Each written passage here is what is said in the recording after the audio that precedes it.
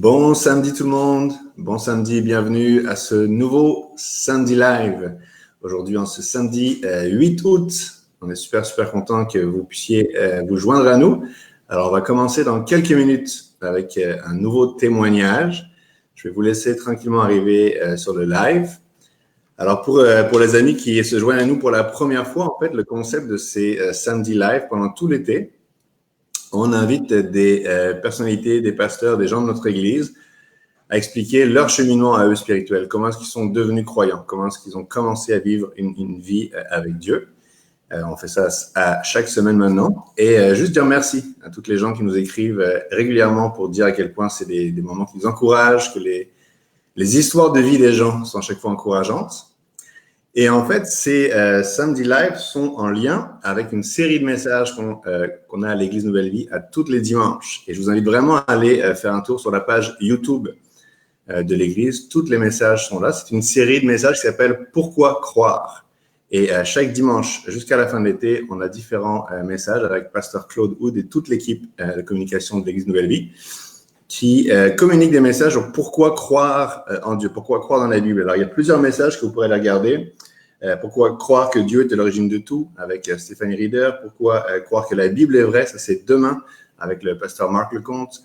Pourquoi croire que la Bible est le manuel pour guérir de nos blessures relationnelles. Fait que vraiment plein de messages tous les dimanches. Je vous encourage vraiment à y aller. Je vois que tout le monde commence à se connecter. On a un ami, Jérémy, qui se connecte à chaque samedi depuis la Chine. Alors ça, c'est vraiment extraordinaire, les lives. Et on a Anne-Marie de Boucherville. Alors, on a du monde de la Chine et de la Rive-Sud. Bienvenue à tous. Colette du Nouveau-Brunswick.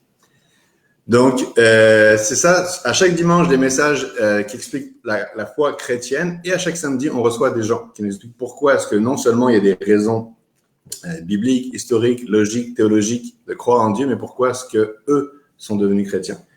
Et aujourd'hui, on est super privilégiés. Aujourd'hui, on reçoit le pasteur Jocelyn Olivier. Alors, beaucoup. Si vous êtes à l'Église Nouvelle Vie depuis au moins 3 semaines, vous connaissez Jocelyn Olivier, qu'on appelle Joss ou Gio dans l'équipe. Pasteur Jocelyn Olivier est le pasteur art et médias à l'Église Nouvelle Vie. En gros, c'est la personne qui est responsable de toute l'équipe, de tous les départements communication, musique. Et donc, c'est vraiment, il joue un rôle essentiel dans l'établissement de Nouvelle Vie en ligne depuis le début de la pandémie. Alors, c'est vraiment une bonne occasion pour vous là, d'écrire et de dire merci, Pasteur Jocelyn, merci pour ton leadership, merci pour ce que tu as réussi à faire avec toute l'équipe. Donc, Pasteur Jocelyn, ou Jocelyn, on va dire pour ce matin, ça va être plus chill. Joss est marié avec Guylaine. Et Joss, c'est aussi mon boss à toutes les semaines. Et je pourrais dire plein de choses sur Jocelyn si j'avais le temps. Je vous dirais beaucoup de choses. Une des choses qui me marque chez Jocelyn, c'est sa stabilité dans le temps. Jamais un mot au-dessus de l'autre. Une stabilité et un côté serviteur. On est focus sur la mission. Et Jocelyn fait partie des très rares personnes que je connais, que je n'ai jamais entendu Jocelyn dire du mal de qui que ce soit. Ce qui est vraiment... Faites le tour des gens que vous connaissez et essayez d'en trouver quelques-uns. C'est une qualité très rare. Et c'est une personne qui a beaucoup d'impact autour de lui.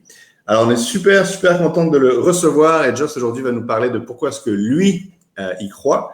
Et juste avant d'accueillir, on dit allô de Laurent de l'île Maurice. Wow, l'île Maurice, quelqu'un en France. Déborah à Strasbourg, à Sainte-Catherine-Jocelyne. Alors, bonjour à tous pour ce nouveau Samedi Live. Et on va accueillir Joss sur ce live.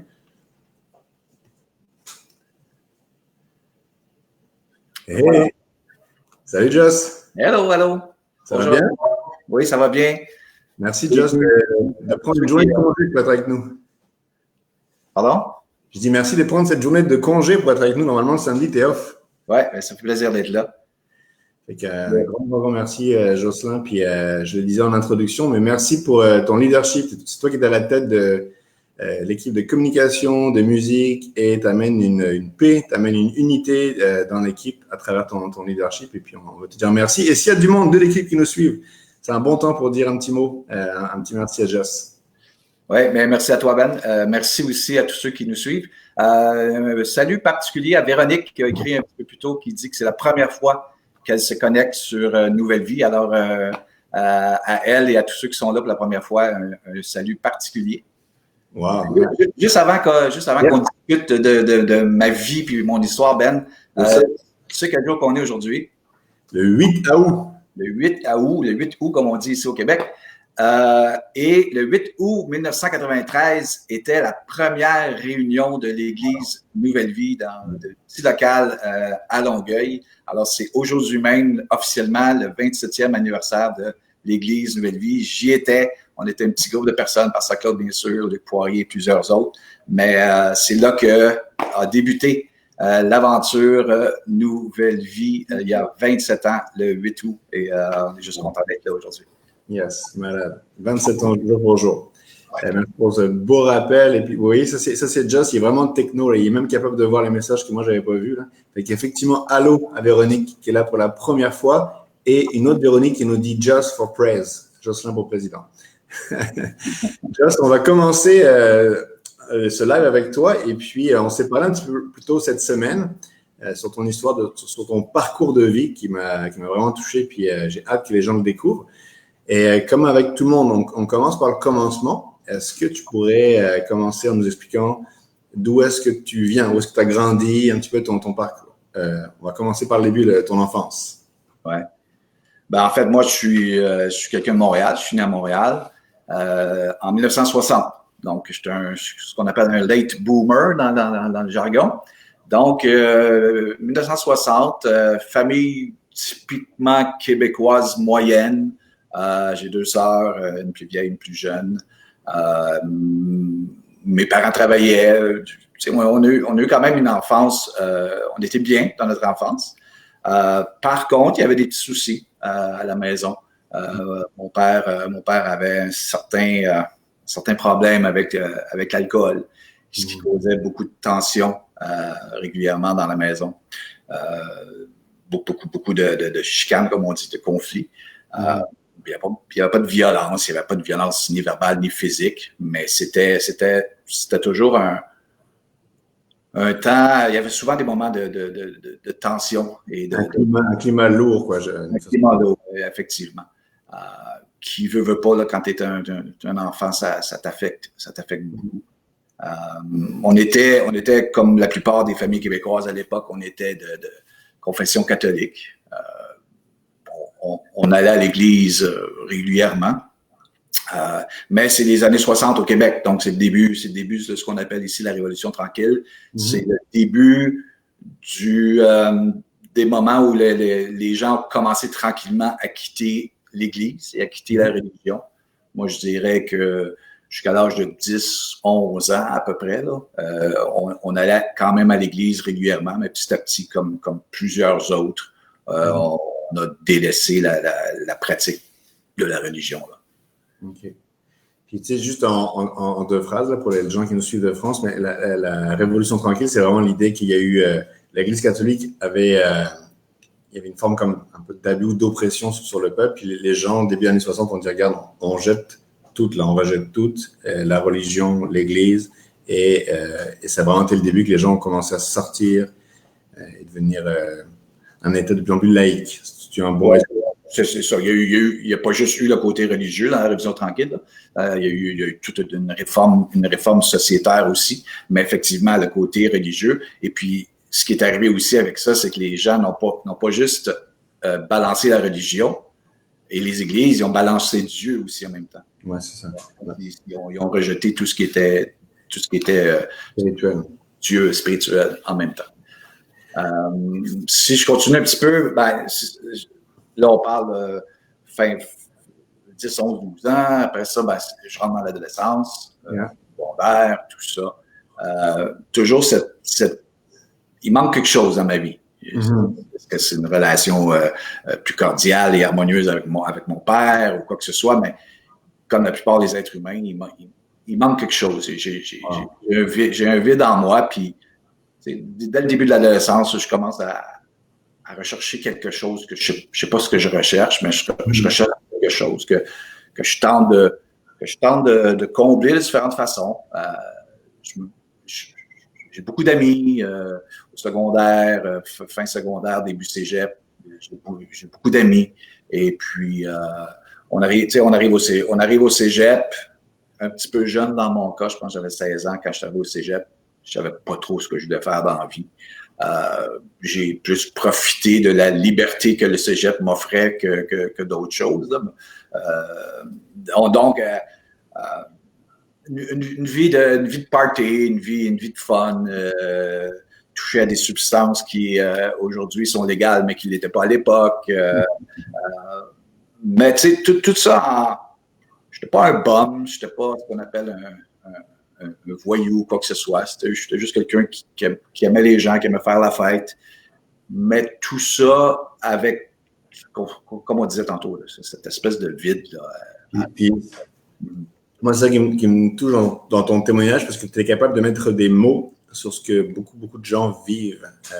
Il y a plusieurs personnes, moi je crois chacun d'entre nous, là, qu'on trimballe en vide. Il y a quelque chose qui nous manque. Tu sais, puis ce que tu as dit, il y avait un vide, mais je ne savais pas c'était quoi. Ça, c'est mettre des mots sur la réalité de beaucoup de gens. Ouais, c'est ça. Donc, adolescence, un gars de party, et là, tu décides de dire « Ciao, bye le Québec, je m'en vais ailleurs ». Ouais. Ben, toujours cette recherche-là, moi, à 17 ans, peut-être à cause du climat, qu'on m'a parlé de lourdeur qui était chez nous, à 17 ans, j'ai fait mes valises. Moi, j'ai quitté la maison familiale, gardé quand même une bonne relation avec ma famille et tout ça, mais je me disais mûr pour aller vivre quelque chose d'autre. Donc, j'étais en appart avec deux de mes amis, deux colocs, puis on avait un petit boulot, on allait à l'école, on essayait de vivre ou de survivre, mais on n'était pas malheureux pour autant. Puis j'ai toujours été entouré d'amis musiciens, donc on se ramassait dans des parcs, on sortait de la guitare. Cette vie-là un peu bohème. Tu sais, moi, j'ai pas connu la période hippie des années 60, j'étais trop jeune là, avec Woodstock et tout ça, mais j'ai connu, disons, la suite de ça. C'était un petit peu la tendance. Il y avait à l'époque, dans les années 70, là, il y avait deux catégories de personnes. Là. Il y avait ce qu'on appelle les freaks, là, ou la suite les enfants des hippies. Là. Et puis, il y avait les autres là, qui étaient un peu plus, on appelait les discos. Il y avait comme deux catégories de personnes à l'époque. Moi, j'étais plus dans la catégorie qu'on appelait les freaks, là, les peace and love. Donc, en appart, 17 ans, 18 ans, tout ça. Et puis, avec deux de mes amis, on a l'idée qu'on s'en va faire un voyage en Californie. Pour la Californie, ben, dans ma tête à moi, c'était le paradis terrestre. C'était là, il y avait le bonheur qui devait être quelque part là en Californie. On entendait toutes sortes de choses belles, surtout sur la Californie. Alors, on s'est dit, let's go, on travaille 6 mois, on ramasse des sous, on s'achète un pack-sac, un havre-sac, puis on quitte. Alors, on a quitté pour la Californie. Je pense que je venais d'avoir 19 ans. On a pris l'autobus. Ça a pris 4 jours, 3 nuits sans arrêt pour débarquer en Californie. À San Diego, plus précisément, qui est une ville. C'est quand même un petit paradis sur Terre, c'est vrai. Ouais. Puis, ceux qui connaissent un peu San Diego, c'est une ville magnifique, mais il y a un quartier qui s'appelait OB à l'époque, je sais pas où ça en est rendu aujourd'hui, qui était le quartier parfait pour des gens comme moi, là. C'était plein de gens de mon âge, mais aussi de mes goûts. Et, donc, il y avait quelque chose de particulier là, tu sais, en Californie. Puis toi, quand tu pars là-bas, Joss, tu te dis, ce vide-là, c'est là-bas que je vais être bien, c'est là-bas que je vais être complet, c'est là-bas que je vais être avec des gens gentils, dans un bon climat. La paix que je recherche, je vais la trouver à cet endroit-là, cette région-là. Ben, j'allais pour revenir. Donc, je me dis, je vais aller trouver quelque chose là-bas que je vais ramener un jour au Québec, là. Mais j'ai quand même passé 3 mois là-bas. 3 mois en Californie. C'était un voyage, un beau voyage quand même. Mais je dirais que au retour, je ne sais pas que j'étais déçu, mais bien que j'avais apprécié mon voyage, je l'avais pas rempli, comme on peut dire, ce vide-là. Mm-hmm. J'ai rencontré tout ça, j'ai fait du pouce là-bas, j'ai fait la côte californienne, j'ai été embarqué sur le pouce par des Krishna, par des croyants, des chrétiens. J'ai visité le temple des Mormons à Salt Lake City. Donc, il y avait toute cette quête et cette recherche-là aussi là, qui faisait partie de ce voyage-là. Mais à mon retour, plus content du voyage, mais encore une fois, intérieurement, pas satisfait pleinement, je pourrais dire. Intérieurement, pas satisfait pleinement. Si je continue ou… Ouais, non, mais j'aime vraiment, tu sais, parce que c'est sans le savoir, déjà, tu cherchais Dieu, en fait. Sans savoir si c'était Dieu, mais tu cherchais Dieu. Tu cherchais quelque… Mais Ouais. je te laisse continuer, mais c'est ça qui est beau avec Dieu, c'est que quand on le cherche, même sans le savoir, il finit par se laisser se trouver. Ça, je ne savais pas vraiment ce que je cherchais, mais tu as raison. Je cherchais quelque chose dans la spiritualité. Là. On parle de quête, on parle de recherche, on en parlait tantôt, de la quête du bonheur ou la quête, peu importe, là, mais il y a quelque chose qui me manquait. Et puis, donc, je reviens de voyage et je retourne vivre en appart avec un de mes amis, mon meilleur ami d'enfance. Puis là, on philosophait souvent. On passait des soirées à juste parler de la vie, puis du sens de la vie. On avait 20 ans, 19-20 ans, là, puis on se croyait tellement sages. Mais c'était une recherche de tout ça. On explorait différentes avenues. Je me souviens qu'une période de temps, on étudiait la réincarnation, puis pour nous, il y avait un sens à tout ça, puis… À la blague, même, on disait, ben, si à la réincarnation, tu deviens de mieux en mieux à chaque vie, ben, nous, on pensait qu'on était peut-être vers la fin de nos vies, tellement qu'on est intelligent à 20 ans. Bon, c'est un petit peu à la blague, mais peut-être pas tant que ça, mais on était un peu prétentieux. Mais ça faisait partie de la démarche, tu comprends? Souvent, ouais, il y avait une recherche intentionnelle, mais sans savoir vers où aller. Ouais. Et je crois que tu vas finir par découvrir, en travaillant à Montréal, tu vas finir, pas par découvrir Dieu, mais par découvrir une jolie standardiste. Oui, c'est ça. Fait que, de fil en aiguille, je retrouve un boulot qui m'amène à un autre boulot. Là. Je vais sauter des étapes, des détails inutiles. Mais je travaillais dans un bureau qui avait plusieurs succursales. Moi, je travaillais à Dorval. Et puis, il y avait un bureau chef qui était à Montréal. Puis à chaque automne, il y avait une espèce de gros ralliement party qui se faisait au bureau chef. Puis quand je suis entré, ben, mes yeux ont croisé le regard d'une jeune et jolie fille aux cheveux longs qui s'appelait Guylaine. Yeah. Et puis, elle vous dirait qu'elle aussi, elle a eu comme un coup de foudre, comme on dit. Yeah. Quand elle m'a vu. On a quand même passé une soirée ensemble à discuter. Mais… C'est un bon temps, Guylaine, pour écrire sur le live. Et oui, moi, ouais, 38 ans de mariage, là, c'est quelque chose.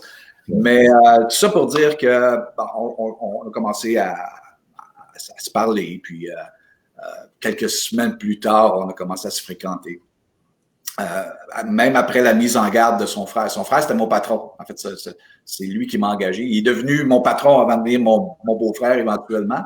Il avait mis en garde. Il dit, fais attention à ce gars-là. Là. Il a une réputation. Fais attention à ce gars-là. Puis Guylaine, heureusement, n'a pas écouté son grand frère.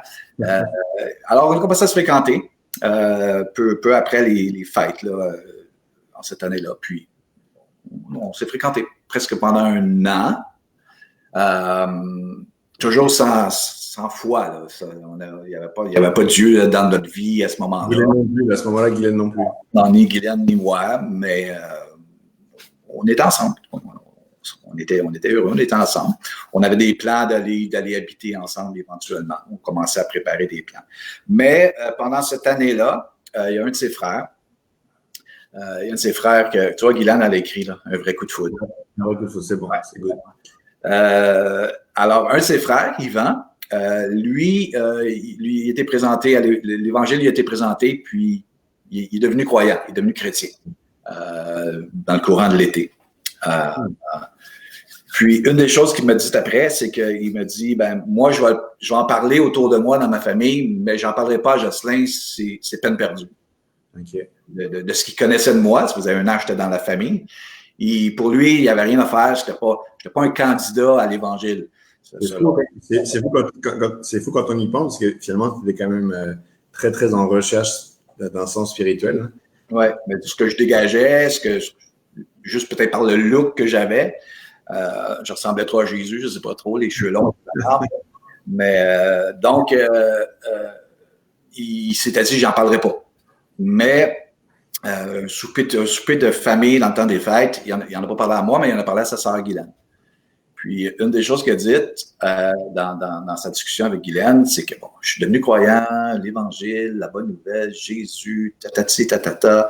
Mais il a dit une phrase qu'il a dit, je suis devenu un enfant de Dieu. Bon, normalement, dans les cours d'évangélisation, c'est pas les choses que tu dois dire, mais lui a dit ça. Puis là, elle m'a répété sa conversation un petit peu plus tard dans la soirée, puis elle a dit, je pense que mon frère, il va pas bien. Il m'a raconté Jésus, la Bible, Dieu. Il m'a dit qu'il était devenu un enfant de Dieu. Puis moi, là, ça a résonné dans mon cœur. Cette phrase-là, devenu un enfant de Dieu, ça a résonné dans mon cœur. Wow. J'ai dit, il est chanceux, lui. Il est donc pas chanceux. Il est devenu un enfant de Dieu. Alors, je sais pas si, on parlait tantôt de relation avec un père ou quoi que ce soit, c'est comme si je dis, je pense que j'aimerais ça, moi, être un enfant de Dieu. C'est peut-être ça que je cherchais. Pour raccourcir un petit peu l'histoire, quelques semaines plus tard, on se ramasse chez Yvan, dans son salon. Et puis, ceux qui connaissent Yvan, il a ouvert l'Évangile, puis il a juste commencé à partager son cœur. Voici ce que Dieu a fait pour moi, voici ce que Dieu peut faire pour toi. L'Évangile, Dieu qui veut être en relation avec l'humanité, mais à cause du bug qui est en nous, parce que la relation était coupée, Jésus est venu sur la terre, c'est lui qui a rétabli la relation avec Dieu. Puis pour moi, je suis un gars quand même assez logique et cartésien, là. Tout ça, ça faisait du sens. C'était simple.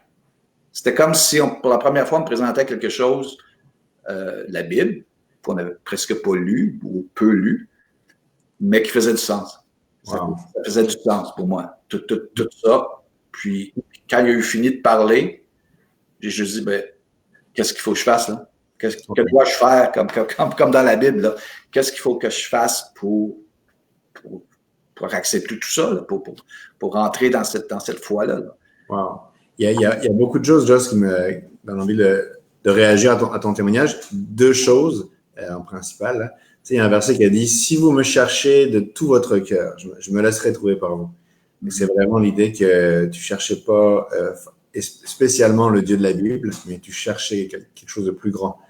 Et je crois que c'est vraiment un encouragement pour plusieurs. Hein. C'est des gens qui dans leur entourage, qui connaissent du monde, si tu cherches de tout ton cœur, Dieu va se laisser trouver. Et l'autre chose qui me frappe dans ton témoignage, c'est que c'est la simplicité de l'Évangile. Ça n'a pas été une conférence, t'es pas parti juste en Californie, c'était chez ton beau-frère qui a ouvert une Bible puis qui a parlé et t'a dit ça fait du sens, j'y crois, je le veux. Puis ce que tu dis, ça résonne en moi parce que moi, des fois, souvent, quand je vais parler de la Bible, de ma foi, de l'Évangile, le mot qui revient, c'est assez compliqué. C'est compliqué, je ne sais pas où qu'on commence, c'est du chinois, je comprends rien. Quelqu'un qui nous écoute là, puis qui dit okay, tant mieux si c'était simple pour lui, mais pour moi c'est compliqué, je comprends rien. Qu'est-ce qui était simple pour toi au moment où est-ce qu'ils ont dit voici c'est ça l'Évangile, et comment tu le dirais à quelqu'un qui nous écoute voici c'est quoi l'Évangile, voici c'est quoi ce que Dieu veut. Pour moi ce qui était simple c'est comment je pourrais dire ça c'est la logique, c'était logique de dire oui, il y a un Dieu, c'est sûr qu'il faut que tu crois qu'il y a un être supérieur. Ce Dieu-là, c'est un Dieu d'amour. Des fois, les gens ont une mauvaise perception ou compréhension de Dieu. Ils pensent que c'est un Dieu de colère, mais un Dieu de vengeance. Mais à la base, c'est un Dieu d'amour qui nous aime, qui aime sa créature, puis qui veut juste être en contact avec nous. Et puis le moyen qu'il a choisi pour être en contact avec nous, c'est en envoyant son fils, mon père, on connaît l'histoire, qui est mort sur une croix. Je sais que ça peut paraître une fable, je sais que ça peut paraître pour certains juste pas possible, mais je l'ai trop vu aussi, je l'ai trop vu dans la vie de plusieurs personnes. C'est ce qui... Tu sais, le titre de la série, c'est pourquoi j'y crois, là, de ces Facebook-là. Ben, j'y crois parce que ça m'est arrivé à moi. Puis, parce que je l'ai vu arriver dans la vie de milliers de personnes. Et puis, tu me disais plutôt cette semaine, tu m'as dit une phrase que j'avais vraiment bien aimée. Je t'avais dit, toi, si tu devais résumer le message de Jésus en une phrase. Ouais. Ben, j'avais dit ça une fois. J'avais été interviewé par une journaliste qui trouvait ça un peu compliqué, tout ça, la Bible, l'Ancien Testament, le Nouveau Testament, tout ça. Puis tout. J'ai dit, ben, un jour, Jésus a répondu à une question, c'est quoi le plus grand commandement? Puis il a dit, aime Dieu de tout ton cœur. Puis le deuxième, c'est aime les autres. Fait que, puis j'ai dit, ben ça prend une vie. D'aimer Dieu puis d'aimer les autres, ça prend une vie. Toutes les autres obligations, tous les autres trucs que les gens pensent que la religion nous demande, ben si on fait juste aimer Dieu puis aimer les autres, ça prend notre vie. Yeah. Un bon résumé du message de Jésus, et c'est un défi tous les jours. Est-ce que tu dirais que ce jour-là, chez ton beau-frère, il y a quelque chose, il y a un morceau qui s'est collé, il y a un bout du puzzle qui s'est complété, il y avait une quête qui était, tout n'est pas devenu parfait du jour au lendemain, mais il y avait un vide qui avait été comblé.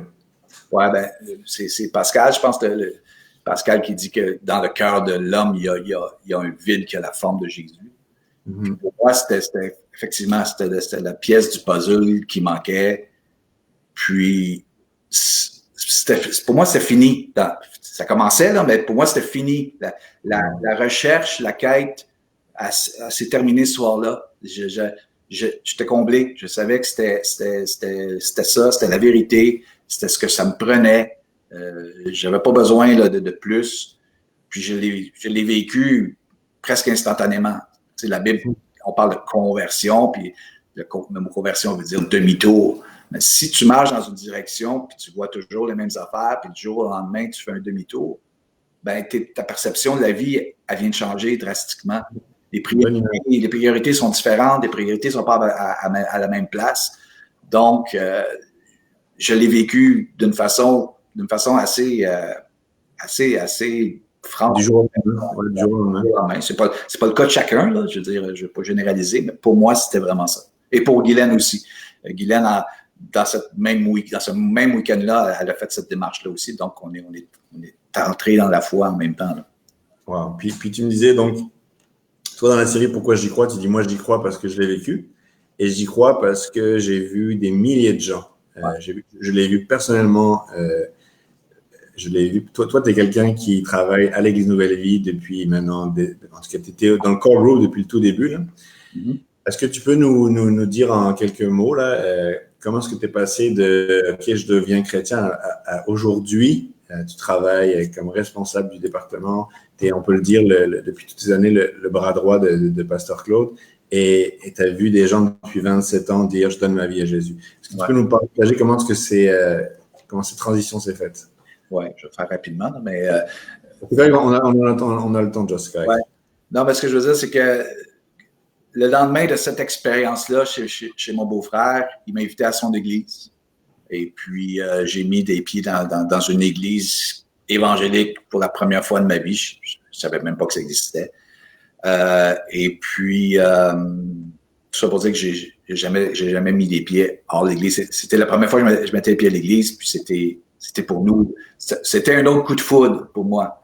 Il y a eu le coup de foudre avec Guylaine, il y a eu le coup de foudre avec Dieu puis Jésus, puis il y a eu le coup de foudre avec son Église. Pour moi, c'était ça aussi qui m'a frappé. Et puis, je dirais qu'il n'y a pas eu de révélation un jour tu seras pasteur ou quoi que ce soit, parce que Dieu, il marche d'une certaine façon. Il dit souvent, implique-toi dans les petites choses, puis je vais t'en confier des plus grandes. C'est ça qui dit ça. Si tu fais des petites choses de tout ton cœur, fais-le pour servir, je vais t'en confier des plus grandes. Puis c'est vraiment ça qu'on a fait. On a commencé à garder les enfants dans les classes du dimanche, les dimanches soirs, les enfants de 2-3 ans, je pense. Puis on avait tellement de plaisir à le faire. On le faisait avec joie. Puis je pense que Dieu prenait plaisir à ça, à ce cœur-là de serviteur. Donc, de fil en aiguille, ben, c'est vrai, on nous en a confié de plus grandes.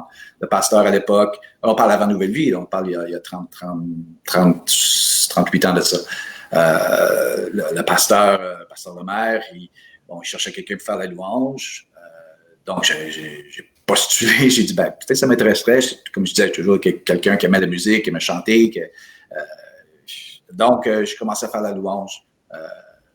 Là-bas, puis un autre tâche, puis tu es sur un comité, puis un autre comité, puis tu deviens sur le comité d'administration, etc., etc. Puis un peu la même chose quand on a débuté une nouvelle vie, on a juste continué à servir. Puis moi, je crois sincèrement que ceux qui servent juste avec une attitude de serviteur, pour Dieu puis pour les autres, ben Dieu ouvre des portes, puis de fil en aiguille, ben c'est comme ça que je suis devenu pasteur, un des pasteurs à l'église. Ça s'est fait vraiment d'une façon là, naturelle, je dirais. Surnaturelle, mais naturelle dans un sens que marchons à la fois. Je peux le témoigner là, de côtoyer toi puis Guylaine. Vous avez cette attitude-là toujours de servir. Comment est-ce qu'on peut aider? Comment est-ce qu'on peut servir? Il n'y a jamais une tâche qui est trop ingrate ou pas gratifiante. On est là pour servir. C'est votre ADN, puis c'est ce que vous avez communiqué aussi à l'équipe. Ouais, si tu me permets, une de mes tâches aussi à l'Église, c'est d'être responsable de nos baptêmes d'eau. Parce que la Bible dit que lorsque tu fais cette démarche de foi-là, ben, si tu suis le baptême, si on regarde la Bible, c'est des adultes qui étaient baptisés, non des bébés. Donc, on baptise des gens dans une église évangélique chrétienne et à Nouvelle Vie ici. Et j'ai vu des centaines, sinon des milliers de baptêmes. Puis à chaque fois qu'on fait un baptême, on a l'histoire des gens qui nous racontent leur histoire de différentes façons. Puis quand je disais tantôt, ben je l'ai vu dans ma vie, mais je l'ai vu dans la vie de centaines de personnes. De voir comment Dieu peut encore, en 2020, juste toucher une vie, puis changer une vie, puis nous rendre plus heureux. Bien sûr. Malade. Merci, Joss. Tu as réussi. Regarde, il est 12h29. Tu as réussi à résumer toutes ces années de vie en si peu de temps. Good job. Malade. Vraiment très, très inspirant, très beau. Puis j'ai vu plein de commentaires d'arrivée des gens qui disaient des fois, on cherche très loin ce qui est tout proche de nous. C'est vraiment ça qui me frappe. Quand on se parlait plus tôt cette semaine, tu me disais, j'ai pas tué personne, j'ai pas un témoignage de délinquant, ouais, mais il y a beaucoup d'entre nous. La majorité, c'est ça, c'est qu'il y a quelque chose qui nous manque et on le cherche. Et ce que je retiens vraiment de ton témoignage, c'est si vous me cherchez de tout votre cœur, dit Dieu, je me laisserai trouver par vous. Alors, magnifique. Un gros merci, Joss, pour ton témoignage. Un gros allô à Guylaine, je pense qu'il est en arrière sur le deck, sur le patio à nous écouter. Oui, effectivement. Merci à tous les deux et merci d'avoir permis, avec toute l'équipe de direction, de virer l'Église en ligne depuis maintenant des mois et de permettre à tout le monde de pouvoir suivre l'Église sur YouTube, Facebook. Est-ce que tu as quand même encore le temps, toi, malgré tout ce que tu fais, déjà que tu participes au tournage, à la production, tu es là tout le temps, tu arrives quand même à t'asseoir les dimanches avec Guylaine et puis enjoy, vous avez du temps encore pour quand même pouvoir profiter aussi de Nouvelle Vie chez vous? Oui. Disons que la première réunion, il y a toujours un peu de stress, là. À 9h-2, il y a toujours un stress. Il y a tellement d'éléments techniques, hein. Tu sais, Ben, vous avez été avec nous. Il y a tellement d'éléments techniques qui peuvent arriver. Mais on a une équipe tellement extraordinaire, là, autant au niveau technique, au niveau vidéo, au niveau musique et ailleurs aussi. L'équipe Nouvelle Vie, c'est ce qui en fait la force aussi. Là. Je suis là depuis le début, puis c'est pas juste 2-3 hommes ou 2-3 personnes, mais c'est vraiment l'équipe. L'équipe est extraordinaire. Et puis, on est privilégiés. Ouais, et bon anniversaire Nouvelle Vie. À tous ceux qui nous regardent, bon anniversaire. Pasteur Claude, Chantal, si vous nous regardez, bon anniversaire Nouvelle Vie, toute l'équipe. C'est 27 ans jour pour jour aujourd'hui. Et Jocelyn, toi, t'avais une phrase pour dire ça, les 27 ans, toi tu dis c'est X dimanche. Je sais pas, c'est 52 fois 27, je sais pas combien ça ferait là. Ouais. Ta Nouvelle Vie, c'est à chaque dimanche. Et demain, c'est le 27e fois 52 dimanche qui va être en ligne. Ouais. Sur YouTube, sur Facebook et sur la plateforme live.nouvellevie.com. Ouais. Un message avec c'est Pasteur Marc demain, Pasteur Marc Lecomte sur pourquoi croire que la Bible est vraie. Alors, on vous encourage à vous connecter à 9h30 et 11h en ligne. Et pour toutes les personnes qui disent, je sais pas comment, je connais un ami, j'ai quelqu'un qui est en recherche de Dieu, puis je ne sais pas comment lui parler, eh ben, une des façons de partager ton témoignage, partage le vidéo, partage le témoignage de Joss, envoie-le à quelqu'un qui est en recherche. Et on vous souhaite à tous un super, super beau samedi, dimanche ensoleillé au Québec et partout où vous soyez en franco. Et Joss, un gros merci. Merci pour ton temps. Et puis, on se dit à bientôt pour travailler ensemble. À bientôt au bureau, là. Ouais, merci tout le monde. Bonne journée, bon après-midi. Au revoir. Bye bye.